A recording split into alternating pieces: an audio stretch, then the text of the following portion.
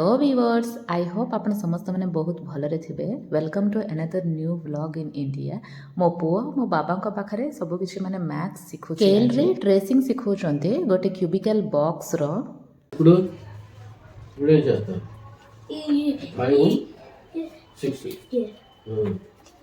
Scale అలాగేస్తావు చెప్పు అలాగ ఎలాగేస్తావు ఈ చేతితో ఇలా పట్టు ఉండరా నేను చెప్తుండరా ఇలా తీసుకురారా ఉండరా పట్టరా పట్టావా ఇప్పుడు రాయించారా నేను తగిలించావు స్కేల్కి మళ్ళీ సరిగ్గా తగిలించా ఇక్కడ ఎక్స్ట్రా ఇచ్చింది కదా पुओ छात उपरे साइकिल शिखुचे ऑलरेडी से जानी साइकिलटा केमिति कौन चला जाए बाकी माने प्रैक्टिस नहीं चीन रे जो साइकिलटा किना है से माने पेडलिंग नथिबो जस्ट माने गोड़े आमे साइकिलटा को आगो करी करी नानी को छियो स्कूल रू आसला जाए से एका ही प्रैक्टिस करे जेतेबेले नानी को छियो स्कूल रू आसी जाए ना सेतेबेले माने बहुत हैप्पी दुई जण माने आराम से खेलते माने सब दिन सेमिति ही से माने मो पुओ ता पय बोली के वेट करि थाए जेतेबेले से आसीबो आ ता सहित खेलबे बोली की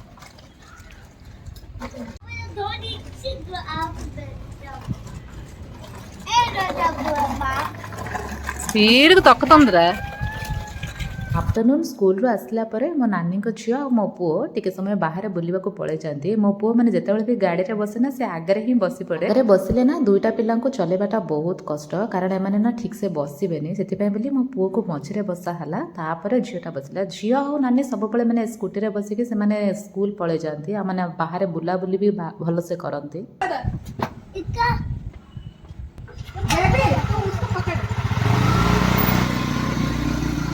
बाय बाय स्कूल रू आसला बेले मम्मी स्नैक्स नहीं कि पड़े आसते कारण माने चाइना रे एमती समोसा हो बंडा हो चाट एमती किछि मिलेनी ना तो सेति पय बोले मु भी कहि दिए थिबा एति दिन माने खाई दबो सेमिति बोले माने सब दिन आनंतनी बेले बेले नै कि आसंती नाइट टाइम डिनर करि सारला परे टिके समय पय मिले टीवी देखंती ए मोमेंट सब काहे कि मु कैप्चर करूची माने बड़ हैले ना से माने आमे एमती मिसी कि बढ़िलो बोले से माने जानि परिबे The next day. Hello guys आप समस्त मैंने केमती अच्छे वेलकम टू ये न्यू ब्लॉग आज आम मांडपल्ली विलेज जाऊँ सेटा कौन कि मो मम्मी अच्छा ना मम्मी सिस्टर गाँटा इच्छापुर पखापाखि हम से गाँ को जाऊँ आउ कौन कि से माने मम्मी सिस्टर झील माने बड़ नानी हे मत कजिन सिस्टर कौन कर बहुत बड़ फंक्शन गोटे अरेंज कर फंक्शनटा कृष्ण आउ गोदा देवी मैरेज से मैरेजटा कर मम्मी आ मैरेज गुరించి कृष्ण गोदा देवी मैरेज రంగనాయక స్వామి కళ్యాణం జరుగుతుంది రేపు ఓకే మా పాప భాగ్యశ్రీ చేస్తుంది गोदादेवी आ कृष्ण मैरेज अच्छी से मैरेजटा कर मो पुओ भी कौन कह कहूँ मुझे गलापर से विलेज पूरा देखेबी माने केमिति कौन पूजा होची कौन से सब भी आपण मानक देखेबी कारण मुझे केबे जानी मु खाली जानी राधा कृष्ण ही मैरेज हुए बोलिकी मैंने मैंने नुआ कौन गोदादेवी आ कृष्ण मैरेजटा कर कहीं कौन माने तार हिस्ट्री कौन अच्छी से सब आपण मानक सहित शेयर करी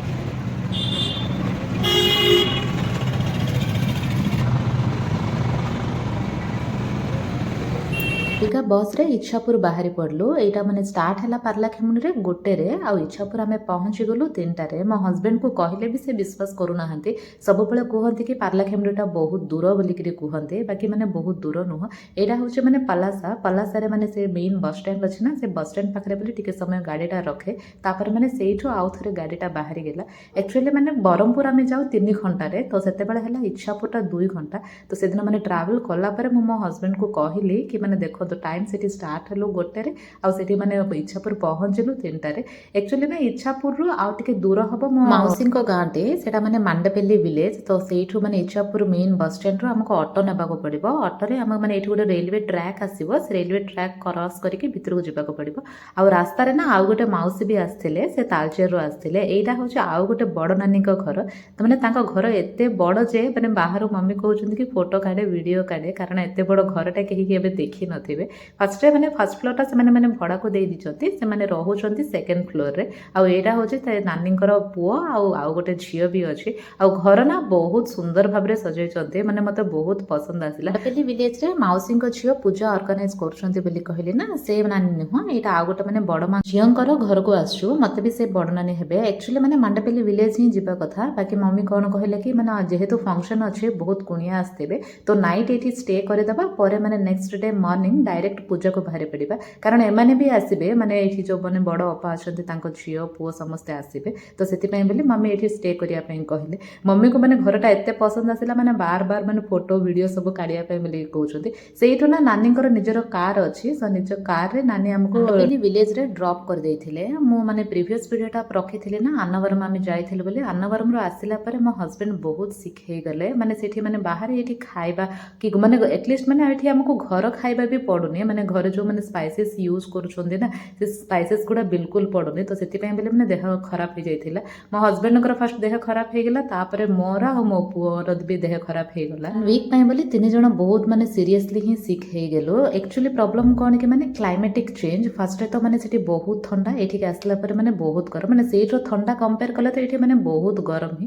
ତାପରେ ଆଉ ଥରେ ମାନେ ଫୁଡ୍, ମୁଁ ସବୁବେଳେ କ'ଣ କି ମାନେ ନନ୍ ସ୍ପାଇସି ଫୁଡ୍ ହିଁ ପ୍ରିପେୟାର କରେ ଘରେ। ମାନେ ବାହାରେ ମାନେ ଏତେ ରାଗ ଯେଉଁମାନେ ଏତେ ମସଲା ୟୁଜ୍ କରନ୍ତି ନା, ସେମିତି ମାନେ ବିଲକୁଲ ହିଁ ୟୁଜ୍ କରୁନି। ଏଇଟା ହେଉଛି ମାନେ ସେ ମାଣ୍ଡପଲ୍ଲୀ ଭିଲେଜର କୃଷ୍ଣଙ୍କର ମନ୍ଦିରଟା, ଏଇଠି ହିଁ ସେମାନେ ମାନେ ପୂଜାଟା ଅର୍ଗାନାଇଜ କରିଛନ୍ତି। ଆଉ ଏ ପାଖରେ ଆଜି ମାନେ ଲଞ୍ଚ ବି ସେମାନେ ହିଁ ପ୍ରିପେୟାର କରିକି ଦେଉଛନ୍ତି। ପୂଜାର ମାହୋଲଟା ଗାଁରେ ଷ୍ଟାର୍ଟ ହେଇଯାଇଛି। ଆଫ୍ଟର 1.5 ଇୟର୍ ଏମିତି ମାନେ ଆଉ ଥରେ ମନ୍ଦିରକୁ ଯାଉଛୁ, ମାନେ ଏମିତି ପୂଜା ଅର୍ଚ୍ଚନା ସବୁଥିରେ ସାମିଲ ହେଉଛୁ, ମାନେ ବହୁତ ବଢ଼ିଆ ଲାଗିଲା। ମାନେ ମୁଁ ତ ମାନେ କିଛି ବି ମିସ୍ କରିବା ପାଇଁ ଚାହୁଁନଥିଲି, ଆଉ ମୋ ପୁଅକୁ ବି ମାନେ ସବୁଥିରେ ଇନଭଲ୍ଭ କରିବା ପାଇଁ ଚାହୁଁଥିଲି। କାରଣ ମାନେ Indian ritual, Indian tradition, Indian culture, ମାନେ ସବୁ କିଛି ସେ ତାକୁ ମାନେ ଜାଣିବାକୁ ପଡ଼ିବ। ମାନେ ଏଇଠି କେମିତି କ'ଣ ପୂଜା ବିଧି ହୁଏ, ମାନେ ସେ ଏତେ ଥର ମନ୍ଦିରକୁ ଗଲା, ଏତେ ଥର ମୁଁ ତାକୁ ମନ୍ଦିରକୁ ନେଇଛି ନା, ମାନେ ଏଇଥର ବହୁତ ଟାଇମ୍ ତାକୁ ମନ୍ଦିରକୁ ନେଇଛି। ତ ସେ ମାନେ ବିରକ୍ତ ହେଇଗଲାଣି, ମାନେ ଯେତେବେଳେ ମାନେ ବାହାରକୁ ବୁଲିବାକୁ ଯାଇନା ସେ କୁହେ ମମି କୋଉଠିକି ଯାଉଛୁ, ମୁଁ କହିଲା ମନ୍ଦିରକୁ ଯାଉଛୁ ନା, ମୁଁ ମନ୍ଦିରକୁ ଆସିବିନି ବୋଲିକି କୁହେ। କି ଭଗବାନଙ୍କୁ ଗାଁ ବୁଲେଇବା ପାଇଁ ବୋଲି ମନ୍ଦିରରୁ ବାହାରକୁ ନେଉଛନ୍ତି।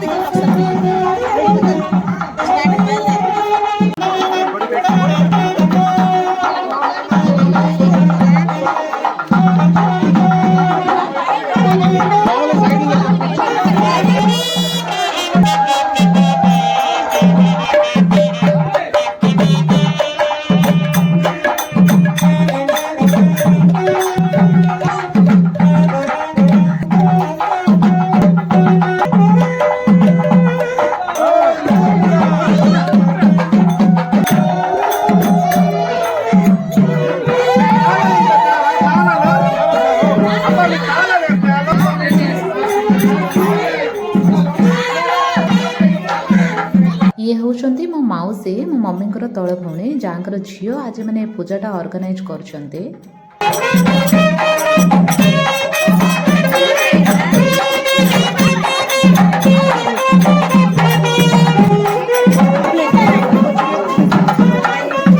ଦିଦି ଆଉ ଦିଦିଙ୍କ ହଜବେଣ୍ଡ, ଇଏ ହିଁ ମାନେ ମେନ୍ ଆଜି ପୂଜାଟା ଅର୍ଗାନାଇଜ କରୁଛନ୍ତି। ଯେଉଁ ମାଉସୀଙ୍କ ଝିଅ ବଡ଼ ନାନୀ ବୋଲି କହିଲି ନା, ସେ ହିଁ ମାନେ ଟିକେ ସମୟ ପାଇଁ ବୋଲି ସେମାନେ ଆସିକି ସେ ରଥଟାକୁ ଧରିଲେ।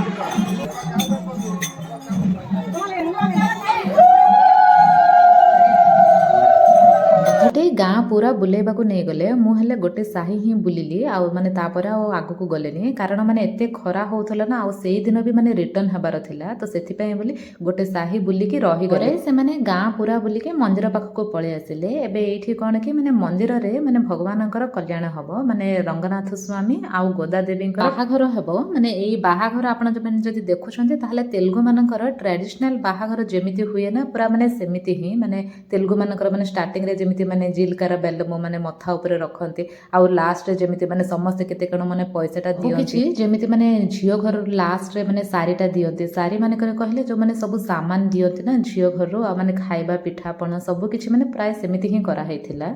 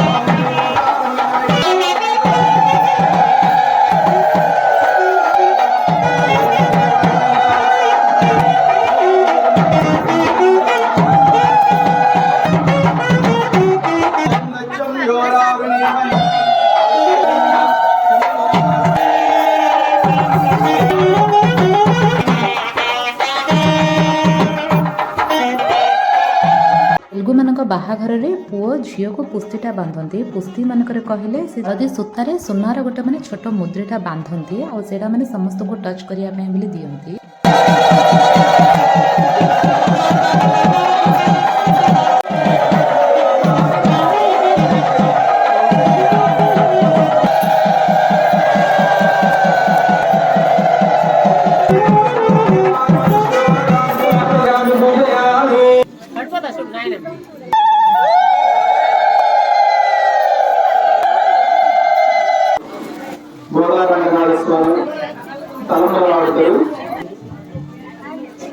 అందరూ ఒకసారి నమస్కారం చేయండి. ఇద్దరు గోదావరి రంగనాథ స్వామి దండలు మార్చుకుంటున్నారు.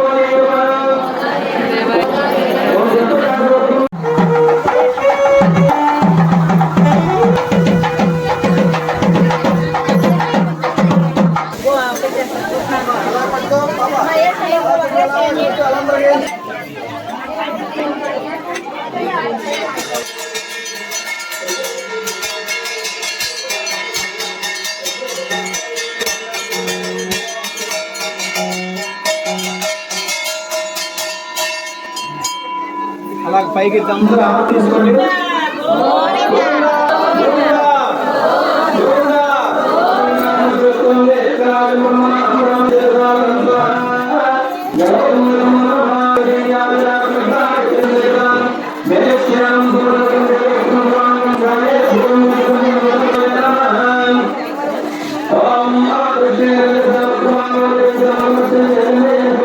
ପରେ ଗାଁ ଲୋକ ସମସ୍ତଙ୍କୁ ଲଞ୍ଚ ଆରେଞ୍ଜ କରିଥିଲେ। ମୋ ପୁଅ ନା ଏସବୁ ଦେଖିକି ମାନେ ବହୁତ ମାନେ କନଫ୍ୟୁଜନ୍ ହିଁ ହୁଏ, ଏମିତି କାହିଁକି ମାମି ରାସ୍ତାରେ ବସିକି ଏମିତି ଖାଉଛନ୍ତି, ଏମାନେ ମାନେ ଚେୟାରରେ ବସିପାରିବେ ବୋଲିକି ପଚାରୁଥିଲା ମୋତେ। ମୁଁ କହିଲି କି ନା ଗାଁରେ ଏମିତି ସବୁ ମାନେ ତଳେ ହିଁ ବସିକି ଖାଆନ୍ତି ବୋଲିକିରି କହିଲି। ଆମେ ବି ମାନେ ମନ୍ଦିର ସାଇଡ଼କୁ ପଳେଇ ଆସିଥିଲୁ, ମାନେ ଗାଁରେ ଜାଗାଟା ନଥିଲା ତ ସେଥିପାଇଁ ବୋଲିକି ମନ୍ଦିର ସାଇଡ଼ରେ ମୁଁ ଆଉ ମୋର ଦୁଇଟା ମାଉସୀ ସମସ୍ତେ ବସିକି ମନ୍ଦିରରେ ହିଁ ଖାଇ ଦେଇଥିଲୁ।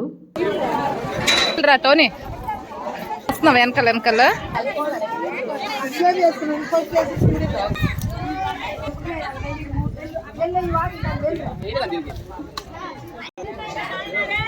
The next day. ଆକ୍ଚୁଆଲି ଯେଉଁ ଦିନ ଯାଇଥିଲୁ ନା ସେଇଦିନ ହିଁ ରିଟର୍ନ ହେବାର ଥିଲା, ବାକି ମମିଙ୍କର ଦେହ ଖରାପ ହେଇଗଲା। ମାନେ ଜର୍ଣ୍ଣିଟା ଏତେ ଜର୍ଣ୍ଣି କରିକି ପଳେଇ ଆସିଥିଲୁ, ଫିର୍ ମାନେ ମମି ପୁରା ଗାଁ ବୁଲିବା ପାଇଁ ବୋଲି ପଳେଇ ଯାଇଥିଲେ। ମୁଁ ସେଥିପାଇଁ ବୋଲି ମାନେ ଗାଁ ବୁଲି ନଥିଲି, ମାନେ ଅଧା ଗାଁ ବୁଲିଲା ପରେ ମୁଁ ମାନେ ଘରକୁ ପଳେଇ ଯାଇଥିଲି, କାରଣ ମାନେ ରିଟର୍ନ ହେବାଟା ବହୁତ ହିଁ କଷ୍ଟ ହେବ।